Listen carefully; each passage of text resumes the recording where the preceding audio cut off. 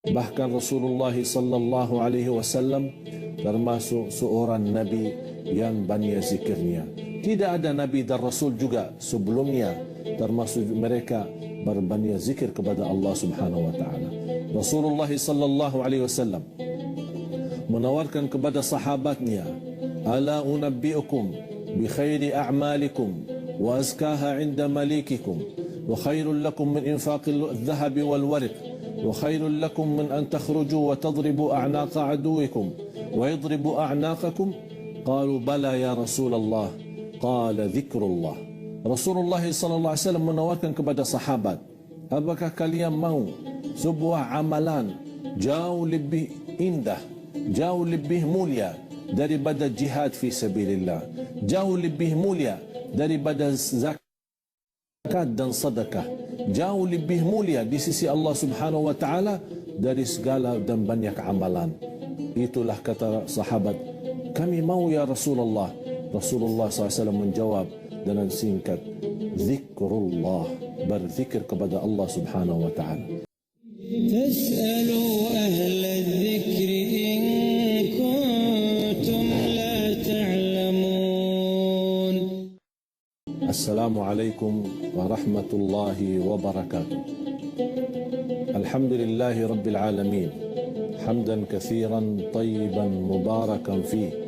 مباركا عليه كما يحب ربنا ويرضى وأشهد أن لا إله إلا الله وحده لا شريك له وأشهد أن سيدنا ونبينا محمدا عبده ورسوله اللهم صل وسلم وبارك على سيدنا محمد وعلى آله وصحبه ومن تبعهم بإحسان إلى يوم الدين سبحانك لا علم لنا إلا ما علمتنا إنك أنت العليم الحكيم. Alhamdulillah wa syukurillah. Alhamdulillah atas segala nikmat yang kita sadari maupun yang kita tidak sadarkan. Nikmat yang kita ingat maupun yang kita lupa. Allah Subhanahu wa taala mengajak kita senantiasa menjaga zikir. Fadhkuruni azkurkum. Ingatlah kepadaku, aku selalu akan ingat kepadamu. Berzikir qalbu, berzikir lisan. Bukan hanya kita cukup dengan zikir qalbu, tapi tidak menggerakkan lisannya, tidak menggerakkan mulutnya untuk menyebutkan nama Allah Subhanahu wa taala. Bahkan Rasulullah sallallahu alaihi wasallam termasuk seorang nabi yang banyak zikirnya.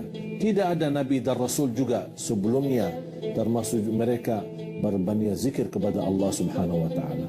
Rasulullah sallallahu alaihi wasallam menawarkan kepada sahabatnya, "Ala unabbiukum bi khairi a'malikum wa azkaha 'inda malikikum wa khairul lakum min infaqil dhahabi wal warq wa khairul lakum min an takhruju wa tadribu a'naqa aduwikum wa yadribu a'naqakum."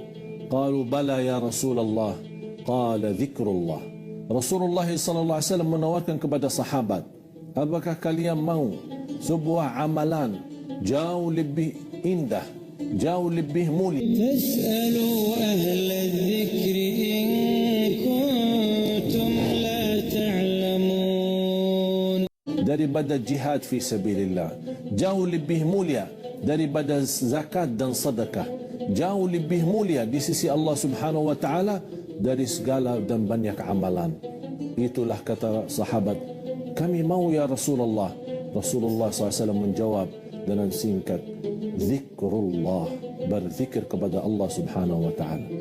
Zikir di mana saja kita berada, dalam keadaan apa saja boleh kita berzikir kepada Allah. Di jalan, di motor, di mobil, di kantor, sambil kita menjalankan kerjaan kita, tangan kita bekerja, kaki kita bergerak ke mana saja, tidak keberatan kita juga membasahi lidah kita dengan zikir kepada Allah Subhanahu wa taala.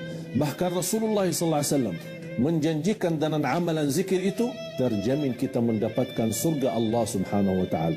Muslimin muslimat, mukminin mukminat yang dimuliakan Allah Subhanahu wa taala. Rasulullah sallallahu alaihi wasallam menunjukkan sebuah amalan yang sangat luar biasa, indah, ringan, berat di atas timbangan Allah Subhanahu wa taala dan juga dicintai Allah. Rasulullah sallallahu alaihi wasallam bersabda di hadis yang sahih, kalimatani khafifatani 'ala al-lisan ثقيلتان في الميزان حبيبتان إلى الرحمن سبحان الله وبحمده سبحان الله العظيم.